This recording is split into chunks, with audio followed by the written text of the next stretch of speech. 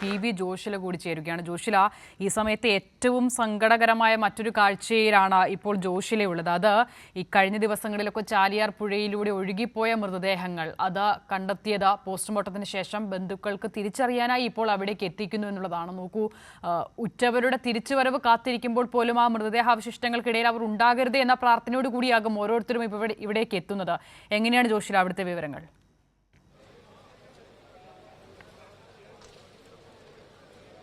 തീർച്ചയായും അസിത, ഉറ്റവരെ കാണാനായി അഥവാ അവർ ഏതിൽ ഉണ്ടോ എന്ന് നോക്കാനായി ബന്ധുക്കൾ എത്തിക്കൊണ്ടിരിക്കുകയാണ്. മേപ്പാടി ഗവൺമെന്റ് ഹയർ സെക്കൻഡറി സ്കൂളിന് മുന്നിൽ സജ്ജീകരിച്ച നേരത്തെ തന്നെ മോർച്ചറി രൂപത്തിൽ തന്നെ സജ്ജീകരിച്ചിരുന്നു. അത്യന്താധുനിക സൗകര്യത്തോടുകൂടി സജ്ജീകരിച്ചിരുന്നു. നിലമ്പൂരിൽ നിന്നുള്ള 38 മൃതശരീരങ്ങളാണ് ഇവിടേക്ക് കൊണ്ടുവന്നിരിക്കുന്നത്. 38 മൃതശരീരങ്ങൾ എത്തിയിട്ടില്ല. 10 ആംബുലൻസുകളാണ് ഇപ്പോൾ എത്തിയിരിക്കുന്നത്. അങ്ങനെ 3 ഘട്ടങ്ങളിലായിട്ടാണ് 10 ആംബുലൻസുകളായിട്ടാണ് ഇവിടേക്ക് മൃതശരീരങ്ങൾ കൊണ്ടുവരിക. ഇത് തിരിച്ചറിയാനായി ബന്ധുക്കളെയും നാട്ടുകാരെയും എല്ലാം തന്നെ ഇവിടെ എത്തിച്ചിട്ടുണ്ട്. മാത്രമല്ല ഇതിനടുത്ത് തന്നെ ആണ് ക്യാമ്പുകളുള്ളത്. ആ ക്യാമ്പുകളിൽ നിന്നുള്ള ആളുകളടക്കം ഇവിടെ വന്ന് മൃതദേഹങ്ങൾ തിരിച്ചറിയുകയാണ്.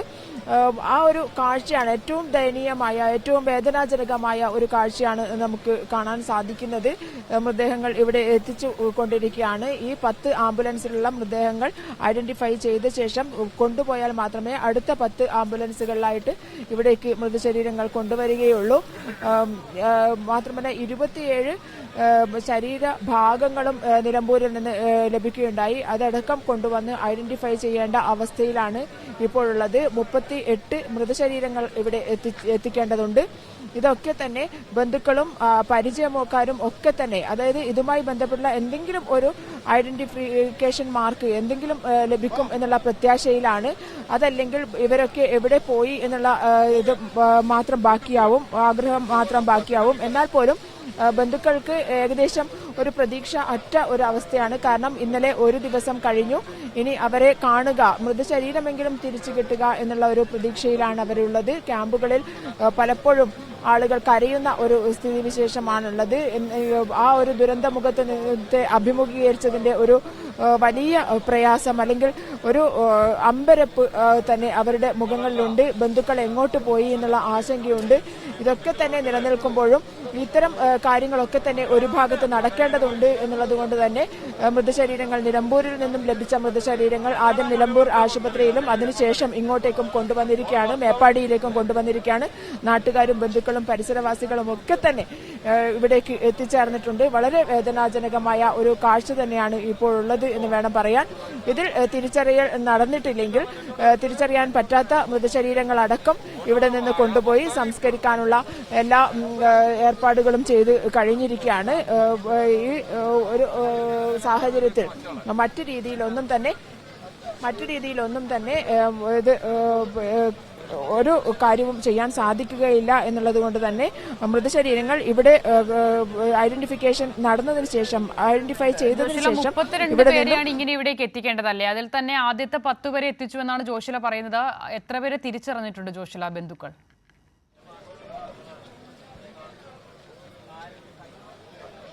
ഇതുവരെ തിരിച്ചറിഞ്ഞവരുടെ കണക്കുകൾ കിട്ടിയിട്ടില്ല. കാരണം അത്രയ്ക്ക് വേദനാജനകമായ കാഴ്ചയാണ്. മാത്രമല്ല അത്രയ്ക്ക് ആളുകൾ കൂടിയിരിക്കുന്ന അവസ്ഥയാണ്. അതായത് നാട്ടുകാരും ബന്ധുക്കളും ഒക്കെ തന്നെ ഈ ഒരു മൃതശരീരത്തിന് ചുറ്റും ഒരുപക്ഷേ ഈ ദുരന്തത്തിന്റെ ബാക്കി പത്രത്തിലെ ഏറ്റവും സങ്കടകരവും ദയനീയവുമായ കാഴ്ചകളാണ് ഇപ്പോൾ അവിടെ അതിനാണ് ജോഷില സാക്ഷ്യം വഹിച്ചുകൊണ്ടിരിക്കുന്നത്. അവിടെ നിരവധി ആളുകൾ മൊബൈൽ ഫോണിലൊക്കെ ഉറ്റവരുടെ ചിത്രം ഉയർത്തി കാണിച്ച് തിരിച്ചറിയാനുള്ള ശ്രമത്തിലാണ്. എത്ര ദൗർഭാഗ്യകരമായ അവസ്ഥയാണ് ഇത് എന്നുള്ളതാണ് ഏറ്റവും പ്രധാനപ്പെട്ട കാര്യം.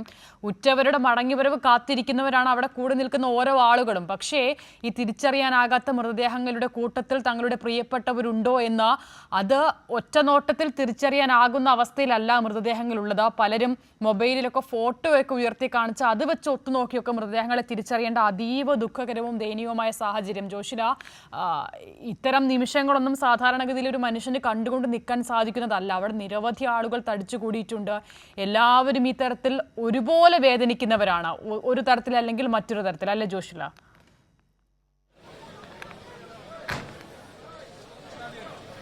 തീർച്ചയായും അസിത, ഏറ്റവും വേദനാജനകമായ ഒരു കാഴ്ച എന്ന് തന്നെ വേണം പറയാൻ.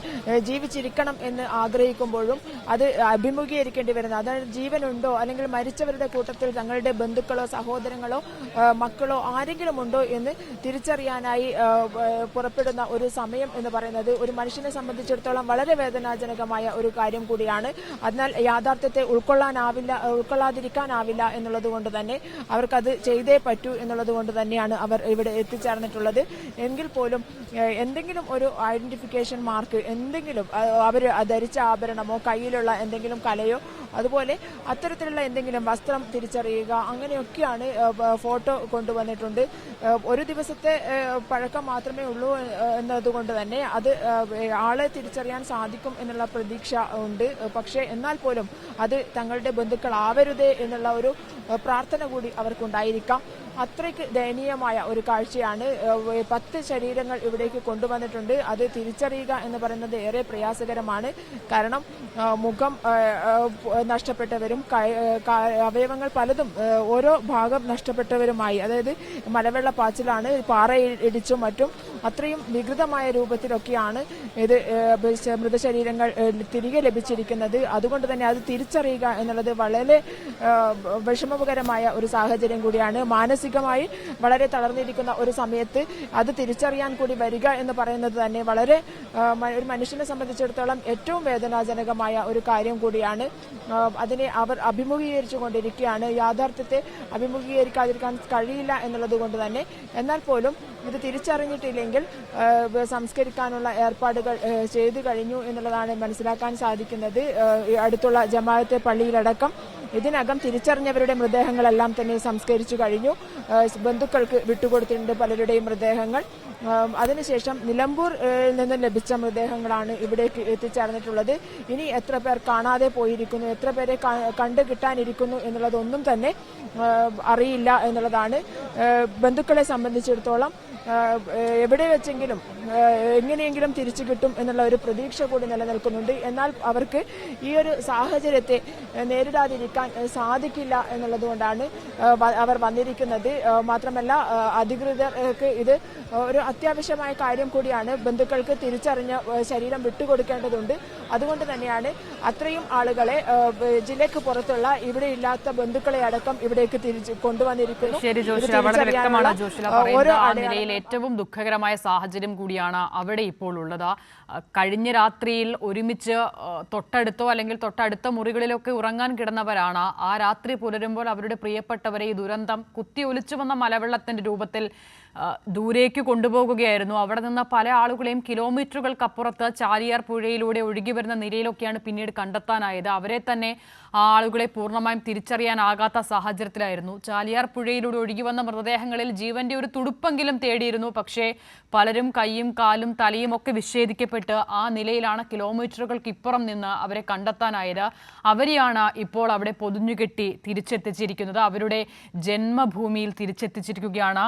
ആ സ്ഥലങ്ങളിലൂടെയൊക്കെ അവർ എത്രയോ തവണ കടന്നു പോയിട്ടുള്ളതാണ്. പക്ഷേ ഇങ്ങനെ ഒരു ദുരന്തത്തിൽ തിരിച്ചിവിടേക്ക് എത്തേണ്ടി വരുമെന്നുള്ളത് ഒരിക്കലും പ്രതീക്ഷിച്ചിട്ടുള്ളതുമല്ല. അപ്പോൾ അവരെ തങ്ങളുടെ പ്രിയപ്പെട്ടവരെ കാത്തിരിക്കുകയാണ് അവിടെ കൂടി നിൽക്കുന്ന ഓരോരുത്തരും. അതിൽ തന്നെ ജീവനോടെ മടങ്ങി വരണേ എന്നുള്ളതാണ് പ്രാർത്ഥന. പക്ഷേ അപ്പോൾ പോലും ഈ മൃതദേഹത്തിന്റെ കൂട്ടത്തിൽ അവർ ഉണ്ടോ എന്ന് അറിയാൻ കൂടിയാണ് അവിടെ അത്രയും ആളുകൾ തടിച്ചുകൂടി നിൽക്കുന്നത്. 32 പേരെയാണ് ഈ നിലയിൽ ഇവിടേക്ക് എത്തിക്കേണ്ടത്. അതിൽ ആദ്യത്തെ 10 പേരെ ഇപ്പോൾ എത്തിച്ചിരിക്കുന്നു. ബന്ധുക്കൾ തിരിച്ചറിയാനുള്ള ശ്രമത്തിലുമാണ്. PV ജോഷിലാണ് അത്തരം വിവരങ്ങൾ നൽകുന്നത്.